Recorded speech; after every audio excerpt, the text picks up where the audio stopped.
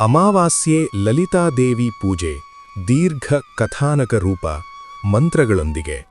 ಅಮಾವಾಸ್ಯೆ ಎಂದರೆ ಶೂನ್ಯವಲ್ಲ, ಅದು ಶಕ್ತಿಯ ಗರ್ಭ. ಚಂದ್ರನು ಕಾಣದ ಈ ರಾತ್ರಿಯಲ್ಲಿ ಬ್ರಹ್ಮಾಂಡದ ಸೌಂದರ್ಯ ಶಕ್ತಿ ಸಂಪೂರ್ಣವಾಗಿ ಒಳಮುಖವಾಗುತ್ತದೆ. ಶಾಸ್ತ್ರಗಳು ಹೇಳುವಂತೆ ಈ ರಾತ್ರಿಯಲ್ಲಿ ಲಲಿತಾ ತ್ರಿಪುರಸುಂದರಿ ದೇವಿ ಮೌನದಲ್ಲೇ ಭಕ್ತರ ವಿಧಿಯನ್ನು ತಿದ್ದುವ ಶಕ್ತಿಯಾಗಿ ಜಾಗೃತಳಾಗಿರುತ್ತಾಳೆ. ಹೊರಗೆ ಅಂಧಕಾರ ಇದ್ದರೂ ಒಳಗೆ ದೇವಿಯ ತೇಜಸ್ಸು ಪ್ರಖರವಾಗಿರುತ್ತದೆ. ಈ ಅಮಾವಾಸ್ಯೆ ರಾತ್ರಿ ಯಾರು ಲಲಿತೆಯನ್ನು ತಾಯಿಯಾಗಿ ಸ್ಮರಿಸುತ್ತಾರೋ ಅವರ ಜೀವನದ ಗೊಂದಲಗಳು ನಿಧಾನವಾಗಿ ಸರಿಯಾಗಲು ಪ್ರಾರಂಭವಾಗುತ್ತವೆ. ಈ ಕಥಾನಕ ಪೂಜೆಯನ್ನು ಆರಂಭಿಸುವಾಗ ಭಕ್ತನು ಮೊದಲು ದೀಪ ಹಚ್ಚಿ ಮನಸ್ಸಿನ ಎಲ್ಲಾ ಗದ್ದಲವನ್ನು ಬಿಟ್ಟು ಲಲಿತೆಯನ್ನು ಹೃದಯದಲ್ಲಿ ಕುಳ್ಳಿರಿಸಿಕೊಳ್ಳಬೇಕು. ಆಗ ನಿಧಾನವಾಗಿ ಈ ಮಂತ್ರಗಳನ್ನು ಜಪಿಸಬೇಕು. ಓಂ ಶ್ರೀಮಾತ್ರೇ ನಮಃ ಎಂದು ಜಪಿಸುವುದು ಲಲಿತೆಯನ್ನು ಜಗನ್ಮಾತೆಯಾಗಿ ಆವಾಹನೆ ಮಾಡುವ ಮೊದಲ ಹೆಜ್ಜೆ. ಈ ನಾಮದೊಂದಿಗೆ ದೇವಿ ತಾಯಿಯಂತೆ ಭಕ್ತನ ನೋವುಗಳನ್ನು ಕೇಳುತ್ತಾಳೆ. ನಂತರ ಓಂ ಶ್ರೀಂ ರಾಜರಾಜೇಶ್ವರ್ಯೈ ನಮಃ ಎಂದು ಜಪಿಸಿದಾಗ ಲಲಿತೆಯ ರಾಜರಾಜೇಶ್ವರಿ ಸ್ವರೂಪ ಜಾಗೃತವಾಗಿ ಭಕ್ತನ ಜೀವನದಲ್ಲಿ ಅಸ್ತವ್ಯಸ್ತತೆಯನ್ನು ಕಡಿಮೆ ಮಾಡಿ ಸ್ಥಿರತೆ ಮತ್ತು ಗೌರವವನ್ನು ತರುತ್ತದೆ.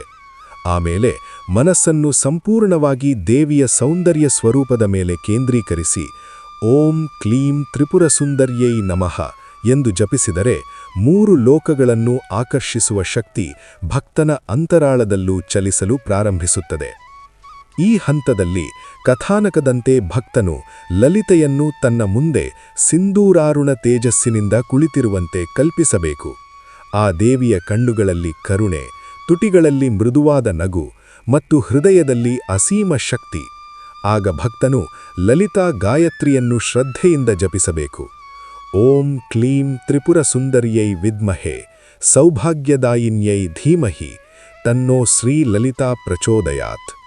ಈ ಗಾಯತ್ರಿ ಜಪದೊಂದಿಗೆ ಲಲಿತಾದೇವಿ ಭಕ್ತನ ಬುದ್ಧಿಯನ್ನು ಶುದ್ಧಗೊಳಿಸಿ ಅವನ ಜೀವನವನ್ನು ಸೌಂದರ್ಯಮಯ ದಿಕ್ಕಿಗೆ ತಿರುಗಿಸುತ್ತಾಳೆ. ಈಗ ಕಥಾನಕ ತನ್ನ ಆಳವಾದ ಹಂತಕ್ಕೆ ಬರುತ್ತದೆ. ಅಮಾವಾಸ್ಯೆ ರಾತ್ರಿಯ ಮೌನದಲ್ಲಿ ಲಲಿತಾದೇವಿಯ ದಿವ್ಯ ಸ್ವರೂಪವನ್ನು ಧ್ಯಾನಿಸುತ್ತಾ ಭಕ್ತನು ಈ ಶ್ಲೋಕವನ್ನು ಪಠಿಸಬೇಕು. ಸಿಂಧೂರಾರುಣ ವಿಗ್ರಹಾಂ ತ್ರಿನಯನಾಂ ಮಾಣಿಕ್ಯ ಮೌಳಿಸ್ಫುರತ್ ತಾರಾನಾಯಕ ಶೇಖರಾಂ ಸ್ಮಿತಮುಖೀಂ ಆಪೀನ ವಕ್ಷೋರುಹಾಂ. ಈ ಶ್ಲೋಕ ಲಲಿತಾ ಸಹಸ್ರನಾಮದ ಧ್ಯಾನ ರೂಪವಾಗಿದ್ದು ದೇವಿಯ ನೇರ ಸಾನ್ನಿಧ್ಯವನ್ನು ಭಕ್ತನ ಮನಸ್ಸಿನಲ್ಲಿ ಸ್ಥಾಪಿಸುತ್ತದೆ. ಈ ಕ್ಷಣದಲ್ಲಿ ದೇವಿ ಮಾತನಾಡುವುದಿಲ್ಲ, ಆದರೆ ಭಕ್ತನ ಜೀವನದ ಅನಗತ್ಯ ಭಯ, ಗೊಂದಲ ಮತ್ತು ನೋವುಗಳ ಮೇಲೆ ಕಾರ್ಯಾರಂಭಿಸುತ್ತಾಳೆ. ಕಥೆಯ ಅಂತ್ಯದಲ್ಲಿ ಭಕ್ತನು ದೇವಿಗೆ ಯಾವುದೇ ಬೇಡಿಕೆ ಇಡುವುದಿಲ್ಲ, ಕೇವಲ ಹೀಗೆ ಹೇಳುತ್ತಾನೆ: ಅಮ್ಮ ಲಲಿತೆ, ನನ್ನ ಜೀವನ ಸುಂದರವಾಗಲಿ ಎಂದಲ್ಲ, ನಿನ್ನ ಇಚ್ಛೆಗೆ ತಕ್ಕಂತೆ ರೂಪುಗೊಳ್ಳಲಿ. ಈ ಶರಣಾಗತಿಯೊಂದಿಗೆ ದೀಪದ ಜ್ವಾಲೆ ಇನ್ನೂ ಕೆಲವು ಕ್ಷಣ ಉರಿಯುತ್ತದೆ. ಆ ಜ್ವಾಲೆಯಲ್ಲೇ ಲಲಿತಾದೇವಿಯ ಉತ್ತರ ಅಡಗಿರುತ್ತದೆ. ಕೆಲವರಿಗೆ ಅದು ಶಾಂತಿಯ ರೂಪದಲ್ಲಿ, ಕೆಲವರಿಗೆ ಹೊಸ ಅವಕಾಶದ ರೂಪದಲ್ಲಿ, ಮತ್ತೊಬ್ಬರಿಗೆ ಜೀವನದ ಅಡ್ಡಿಗಳು ನಿಧಾನವಾಗಿ ದೂರವಾಗುವ ರೂಪದಲ್ಲಿ ಕಾಣಿಸುತ್ತದೆ. ಇದು ಅಮಾವಾಸ್ಯೆ ಲಲಿತಾದೇವಿ ಪೂಜೆ.